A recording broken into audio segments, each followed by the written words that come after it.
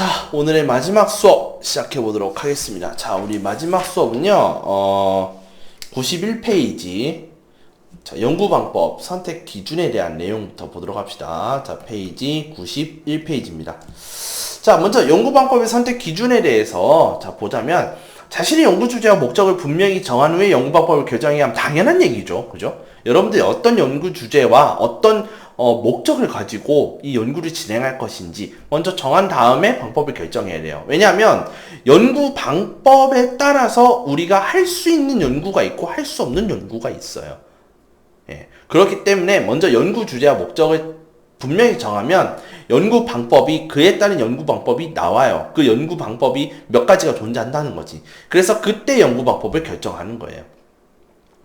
자, 다음.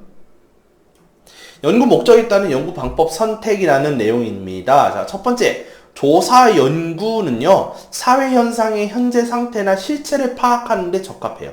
그래서 이러한 것을, 자, 현재 상태, 그냥 그것을 겪은 사람들의 현재 상태, 그 다음에 그러한 사회 현상에 대한 그런 실체를 우리가 면접이나 이제 직접 조사라고 그러죠. 면접이나 뭐 온라인이나 이제 등등등 그런 이제 설문지나 그러니까 질문지 또는 설문지 또는 면접지 이런 것들을 통해서 파악할 수 있는 것이고요.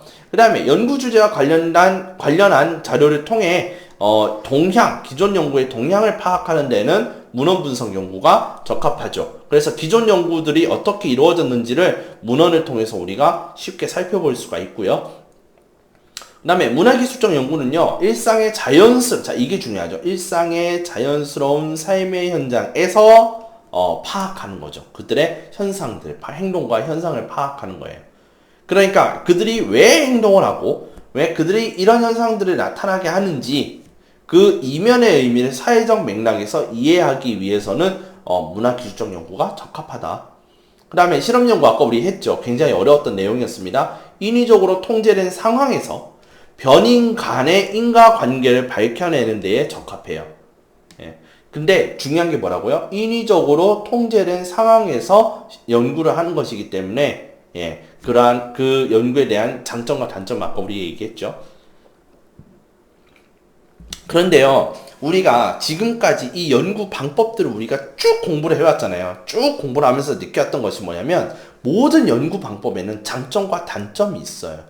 그러면 장점은 취하고 단점을 보완해야 되는데, 그러기 위해서는 한 가지 방법만으로는 해결이 안 된다라는 거예요. 그러려면 어떻게 해야 되겠어요? 장점은 받아들이고 단점은 다른 방법을 통해서 이 단점을 보완해야 된단 말이죠. 즉, 다양한 연구 방법을 사용하라라는 뜻이 되는 겁니다. 그랬을 때 어떤 이점을 가지느냐? 자, 먼저 우리가 연구하고자 하는 것 자체가 사회 현상을 가지고 연구를 할 거기 때문에 복잡하잖아요. 그죠? 그 다음에 여러 가지가 있단 말이죠. 즉, 사람들의 성향에 따라서 같은 현상도 다르게 해석될 수가 있고요. 또는, 같은 어떤 그 자극을 줬는데 전혀 다른 결과가 나온다는 거예요. 그만큼 사회라는 게 복잡해요. 그죠? 그러니까 한 가지 방법으로는 이해할 수가 없단 말이지. 그러니까 우리가, 이런 양적 연구 방법과 질적 연구 방법을 사실 결합을 하는 방법이, 제일 좋은데, 자, 보시면요. 경험적 자료에 근거하여 양적 접근을 통해 사회 현상을 설명하는 연구 방법에는 조사, 실험, 그 다음에 내용 분석 연구가 이에 해당해요. 그래서 양적 연구 방법입니다. 네. 그러니까 수치화를 통해서 어떻게 여러 가지 많은 자료를 토대로 수치화된 뭔가 이제 내놓는 거 있죠. 예. 그걸 통해서 사회 현상을 설명하려고 하면은 뭔가 심층적인 이해 부분이 떨어진단 말이야. 그러니까 자연스럽게 질적 연구 방법을 찾을 수밖에 없는 거예요. 그죠? 어떤 문제점이 있느냐? 인간의 상호작용 과정에서 드러나는 표면적 인간 행위의 동기와 의도를 이해하는 데 한계가 있다고 했죠. 아까 뭐냐면 사회현상의 실체를 파악하고 그들의 현재 상태를 파악하는 것은 이 양적 연구 방법으로는 탁월하다는 거야. 그런데 이 그들의 심층적인 심리라든지 또는 그 현상에 더 심도 있는 이해를 하기 위해서는 양적 연구 방법이 아니라 질적 연구 방법이 필요하다는 거예요. 그래서 무엇과 같이 사용하느냐? 바로 문화 기술적 연구를 병행하여 실시한다 라고 보시면 되겠습니다. 그러니까 어떤 A라는 주제를 가지고 했을 때 현재 상황과 그 다음에 이 A라는 녀석의 실체를 파악하는 데는 바로 양적 연구 방법을 사용하면 좋아요. 그런데 이것만 가지고 왜 A가 일어나게 됐는지 근본적인 원인이나 이런 것들을 또는 심층적인 내용을 분석하는 데 있어서는 양적이 아니라 질적인 방법을 혼합하지 않고는 안 된다라는 것이죠. 그죠? 이것이 바로 이점이다. 아무튼 해야 된다라는 뜻이에요. 예. 그 다음에 우리 책에 보시면요.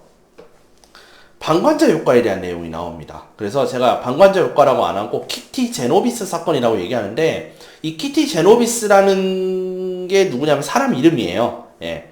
키티 제노비스라는 그 여자가 이제 살해당하는 이제 사건을 가지고 이제 심리학적으로 접근하는 그 내용이 바로 방관자 효과인데 이 방관자 효과라고 하는 것은요. 내가 도와달라고 했는데 도와주러 안 오는 현상이에요. 예, 그걸 우린 방관자 효과라고 그러는데 사실 우리 교과서에는요 제한적인 정보를 가지고 지금 방관자 효과의 대표적인 사건이다라고 내놨지만 사실 정확하게 여러분들이 인터넷에 찾아보면요 뒤에 내용이 같이 여러분들 제공되어야 돼요. 사실 그래서 그 부분 제가 넣어놨습니다. 우리 교과서에 빠진 부분이에요. 잘못 실린 부분이 아니라 빠져서 여러분들이 정확하게 알고 계셔야 되는데 결국에는 이 키티 제노비스 사건이라는 것이 뭐냐면 키티 제노비스라는 여자가 남자한테 그 살해당하는 그 장면을 여러 사람들이 봤단 말이야. 그런데 이 여러 사람들이 이 살해당하고 있는 여자를 구해주지 않고 방관하는 그런 심리를 방관자 효과라고 그래요. 그래서 그걸 통해서 여자가 결국 죽었단 말이지. 그런데 이 재판하는 가운데에서 용의자가 사람들이 도와주지 않았다라고 얘기를 이제 진술을 해요. 예. 그러면서 이것을 심리학적으로 접근하는 것이 바로 키티 제노비스 사건, 이 케이스를 가지고 방관자 효과를 설명하는데 이 키티 제노비스 사건 이후에 어떤 일들이 일어났냐면 남동생이 추적 결과를 해요. 추적을 한 결과 당시 사건 목격자가 여러 명이라고 했지만 그 여러 명 치고는 적은 인원수였다라는 거지. 예. 그러니까 한 몇십 명이 아니라 6명밖에 안 됐고 그리고 그 가운데서 2명이 신고를 했대요. 예. 이제 그것을 이제 취재했던 당시 신문사가 자신들의 오보를 인정하면서 사과 기사를 낸 것까지는 여러분들이 알고 계셔야 됩니다. 키티 제노비스 사건에 대해서 봤을 때. 자, 그래서 방관자 효과라고 한다는 것은 주위에 사람들이 많을수록 어려움에 처한 사람들을 돕지 않는다라는 거예요. 그렇기 때문에 우리가 사실 이런 방관자 효과 때문에 우리가 이제 이제 CPR이라고 그러죠, 그죠? 예, 이제 재세동하는 과정, 그러니까 이제 인공호흡하는 과정 있잖아요, 그죠? 네, 할 때 사람을 찍어야 돼요, 그쵸? 안 그러면 사람들이 서로 눈치를 보면서 안 한다는 거지. 누가 먼저 신고를 해주진 않는다라는 거예요. 그러니까 찍어서 신고하라고 찍잖아요, 그쵸? 그러면은 이 사람은 방관해서는 안 되겠죠, 그쵸? 방관할 수가 없도록 그 사람이 지정을 했기 때문에 이 사람은 반드시 신고를 한다는 거죠, 그쵸? 즉 책임 분산 효과라는 것이 일어나지 않도록 여러분들이 인공호흡이나 또는 이런 재세동을 할 때 그 사람을 먼저 재세동하기 전에 뭐 해요? 여러 사람들 중에 한 명을 찍어서 소방서나 또는 어디에 신고해 주세요 이렇게 얘기하잖아요, 그렇죠? 네.